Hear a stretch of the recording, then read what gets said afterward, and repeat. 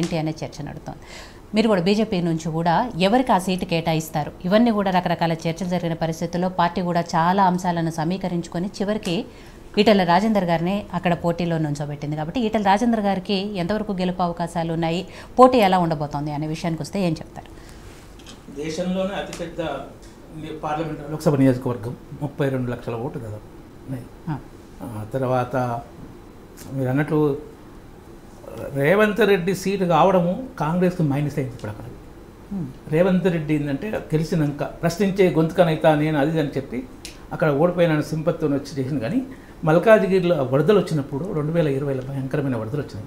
చేసి 10,000 ఇస్తా 20,000 ఇస్తా వచ్చిన అన్ని జేహెచ్ఎంసీ ఎన్నికలు కనీసం రాలే, నియోజకవర్గంలో అడుగు పెట్టలే. మళ్ళీసారి వచ్చినాయి కొంత, కానీ 2000 భయంకరంగా వచ్చినాయి, చనిపోయిండు.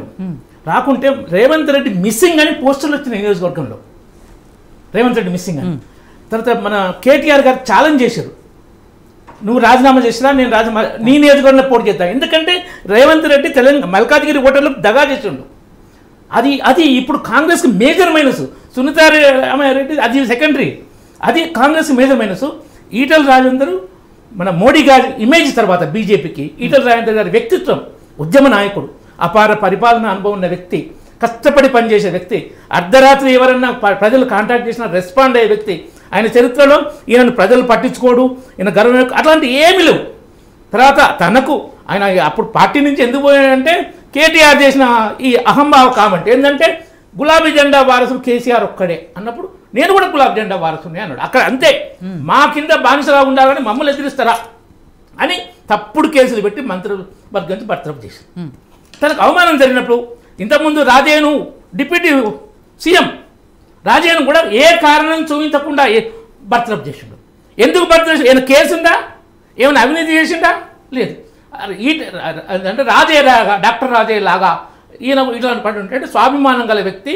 తర్వాత తనది కాదు, తన వర్గాలకు అన్నిటి అణగారిన వర్గాల స్వాభిమానాన్ని మనం దొర దగ్గర తాకట్టు పెట్టద్దు, ఒక కలెక్టర్తో మొక్కించుకోవడం ఇవన్నీ ఉన్నాయి కదా అని దానికోసం ఆయన ఇక్కడ రాష్ట్రంలో అధికారం ఉంది కాదు, సరే ఇంకా ఏ పార్టీ మంచిది అని తను చదువుకునే రోజుల్లో నచ్చిన సిద్ధాంతం వ్యతిరేకమైన ఏంటంటే చదువుకున్న రోజులు ఏంటంటే పూర్తి పరిపక్వత ఉండే 25 ఏళ్ళు 30 ఏళ్ళు వస్తే మనిషికి పూర్తి జ్ఞానదంతాలు ఎప్పుడు 30-32 వస్తాయండి.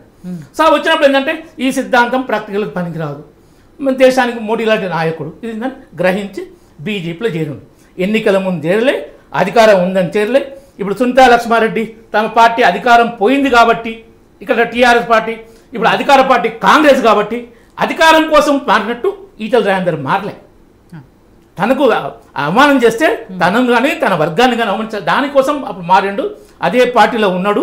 పార్టీ కూడా ఈటెల రాజేందర్ గొప్పతనాన్ని వారు 2 దిక్కులు పోటీ చేస్తా అంటే పార్టీ కోసం కానీ మెయిన్ ప్రజలు తెలంగాణ ప్రజల కోసం కానీ ఇచ్చిండ్రు. ఓడిపోయిన ఆయన ఒక మంచి గొప్ప వ్యక్తి, ఉద్యమ నాయకుడు, అపార పరిపాలన అనుభవం ఉంది, మచ్చలేని నాయకుడు కాబట్టి వారికి ఇవ్వడం జరిగింది. ఎందుకంటే Muralidhar Rao national general secretary పనిచేశారు 2 టర్మ్స్, వారిని కూడా కాదు వారు సీరియస్గా ట్రై చేశారు. కానీ ఈ ప్రజాదరణ నాయకుడు ప్రజలు అని వారికి ఒక బీసీ నాయకుని కూడా ఇవ్వాలని వారికి ఇవ్వడం జరిగింది. ఇప్పుడు మంత్రి మల్లారెడ్డి కూడా ఏమన్నాడు, అన్నా నువ్వే గెలుస్తున్నావే అన్నాడు. నా కొడుకు పోటీ చేస్తున్న మంత్రి మల్లారెడ్డి అన్నా నువ్వే గెలుస్తున్నావని ఎప్పుడు నామినేషన్ అయిపోయింది. సో ఆ పరిస్థితి మల్కాజ్గిరిలో ఈటెల రాజేందర్ గారు. ఇప్పుడు సోషల్ మీడియాలో మీరు ఎవరికి వేస్తారు ఎవరికి గెలుస్తారని చూస్తే నేను 3 నాలుగు చూసినా 87%, 87%, 75% మల్కాజ్గిరిలో ఈటెల రాజేందర్ దగ్గరకు వస్తున్నాయి. మిగతా వాళ్ళకి 7, 8, 9 అట్లా వస్తున్నాయి. అంటే జనరల్ పబ్లిక్లో మీరు వీడియోలు కూడా చూడండి, ఏ పార్టీ వాళ్ళు అలానే చెప్పు కాదు, సోషల్ మీడియా ఇప్పుడు వచ్చి మీకు చూపిస్తూ ఉన్నది, మీరు మామూలు కొట్టండి వస్తాయి, ఎక్కడ ఏ ఒక్క దాంట్లో మైండ్ రాదు.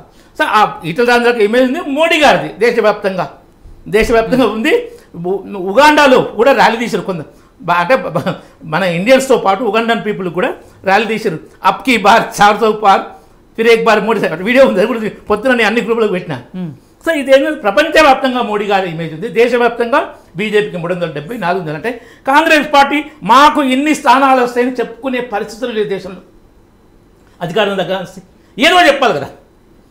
సో ఆ విధంగా ఉంది. కేసీఆర్ చెప్పినా నమ్మే పరిస్థితి లేదు, ఎందుకంటే రేవంత్ రెడ్డి ఛాలెంజ్ చేశారు. కిషన్ రెడ్డి గారు ఫస్ట్ చెప్పారు, ఒక్క ఓటు కేసీఆర్కి వేసినా దండకే, 1 సీటు రాకున్నా బీఆర్ఎస్ పార్టీకి తెలంగాణకు వచ్చే నష్టం ఏమీ లేదు. ఎందుకంటే వచ్చి చేసేది వాళ్ళతో లేదు. పోటీ బీజేపీ కాంగ్రెస్ అని బీజేపీ లీడర్ చెప్తున్నారు, బీజేపీ కాంగ్రెస్ కానీ కాంగ్రెస్ లీడర్ చెప్తున్నారు. ఇక ఏంటంటే పార్టీ నీకు టికెట్ ఇస్తా అంటే వద్దని వెళ్ళిపోయారు, సిట్టింగ్ ఎంపీలు వెళ్ళిపోయారు. కడియం శ్రీహరి బిడ్డకు టికెట్ డిక్లేర్ చేసినాక కడియం శ్రీహరి కూడా వెళ్ళిపోయాడు. అది పరిస్థితి. మనం ఏం చెప్పి ఓటు అడుగుదాం, ఖర్చు మేమే పెట్టుకుంటాం, మేరేం ప్రచారం చేసుకుంటాం, నిలబడితే చాలు అన్న పరిస్థితిలో ఇప్పుడు ఏంటంటే బస్ యాత్ర ఏంటంటే మొత్తం పబ్లిక్ పోతట్టు కాబట్టి ఓ బస్సు పెట్టుకొని ఓ టీవీలో గంటల కొద్ది ఇంటర్వ్యూలు ఇచ్చి గెలిచేది నెక్స్ట్ అయ్యేది ముఖ్యమంత్రి నేనే అవుతా, ఇవన్నీ భ్రమ పెట్టే మాటలు మాట్లాడి క్యాడర్ను కాపాడుకుందాం, లీడర్లను కాపాడుకుందాం అనే పరిస్థితి తప్ప ఇప్పుడు ఒక్క సీట్ రాదు. ఒక 4-5 స్థానాల్లో డిపాయిడ్ పోయినా పోతే బీఆర్ఎస్కు డిపాయిడ్ కూడా పోతాయి, 4-5 స్థానాలు ఎక్కువ తెలియదు ఆ పరిస్థితి. కాబట్టి ఎక్కడ పోటీలో మెదకులో పోటీ ఉండే అవకాశం పార్టీకి ఉండే, కానీ వెంకట్రామరెడ్డికి ఇచ్చి అది కూడా ఓటుకోరు. కాలు మొక్కిన కలెక్టర్ సుప్రీంకోర్టు తీర్పుని జడ్జిమెంట్ని అమలు చేయనని అన్నాడు. కోట్ల కేసు అయితే కోట్ల క్షమాపణ చెప్పిండు. కేసీఆర్కు బానిసలాగుండే వ్యక్తిని ఆ టికెట్ ఇస్తే ఆ స్థానం కూడా ఆయన పర్సనల్ వ్యతిరేకత మీద. అందుకంటే 7 అసెంబ్లీ స్థానాలు బీఆర్ఎస్ గెలుచుకుంది. సిటీలు అంటే అది ఎడ్యుకేటెడ్, కాంగ్రెస్ మీద వ్యతిరేకత, బీజేపీకి కొన్ని బీఆర్ఎస్ ఉంటాయి. మైనార్టీ ఓట్లు వన్ సైడ్గా కేసీఆర్ పడడం వల్ల అధికారం దీనివల్ల సిటీలో ఏంటంటే కాంగ్రెస్ ఒక్క సీట్ రాలే, బీజేపీకి ఒక గోషమాలు వచ్చింది. ఇప్పుడు కానీ ఎంపీ ఎలక్షన్ వచ్చే పరిస్థితి లేదు. అది మొదటి నుంచి మనం అనుకుంటున్నాం పోటీ బీజేపీ కాంగ్రెస్ మధ్యనే బీఆర్ఎస్ పోటీలో ఉండదు అని. కాబట్టి బీఆర్ఎస్ లెక్కలో తీసుకోవాల్సిన అవసరం లేని పరిస్థితి.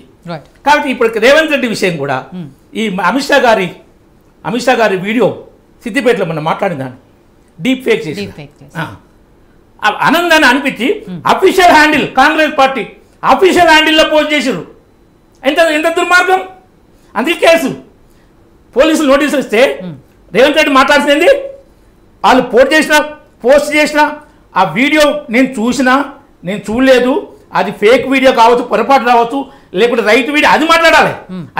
అసలు విషయం మాట్లాడకుండా కవితలాగానే కవిత మీద అప్పుడు లిక్కర్ కేసు వచ్చినప్పుడు మా మీద రాజకీయ షేర్ చేస్తున్నారు, పోలీసులతో భయపెట్టి ఎన్ని మాటకారితనంతో అబద్ధాలు దాంతో మాట్లాడుతుండ్రు. అది కూడా కాంగ్రెస్ మెడకు చుట్టుకుంటుంది తెలంగాణ, ఎందుకంటే జరిగింది తెలంగాణలో కాబట్టి తెలంగాణ కాంగ్రెస్కు అది కూడా చాలా దెబ్బతిస్తుంది. రేవంత్ రెడ్డి హామీల అమలు ఎంత ఘోర వైఫల్యం ఉందో. కర్ణాటకలో అడిగిండ్రు, కర్ణాటకలో మీరు ఇచ్చిన హామీ అమలు చేస్తాను, నాకు అవి తెలియదు, అది కూడా వచ్చింది. నేను ప్రచారానికి వచ్చినా కర్ణాటక ప్రభుత్వం హామీ ఆర్సీలు అమలు చేస్తానని కర్ణాటక పక్క రాష్ట్ర ముఖ్యమంత్రికే నమ్మకం లేదు. సో ఆ విధమైన పరిస్థితి కాంగ్రెస్ ఉంది. కాబట్టి మల్కాజిగిరిలో అఖండ మెజారిటీని ఈటల రాజేందర్ గెలుస్తారు. కాంగ్రెస్కు డిపాయిడ్ వస్తుంది, బీఆర్ఎస్ డిపాయిడ్ కూడా రాదు మల్కాజిగిరి. సో శ్యామరావు గారు, ఇక్కడ కాంగ్రెస్ పార్టీకి సంబంధించి కూడా మల్కాజ్గిరి నియోజకవర్గంలో చాలా చర్చలు జరిగాయి, చాలామంది పోటీ పడ్డారు. అధికార పార్టీ అనో లేకపోతే కాంగ్రెస్ పార్టీ మీదతో అయితే గ్యారంటీగా గెలుస్తామనే నమ్మకం ఏదో తెలియదు, కానీ చాలామంది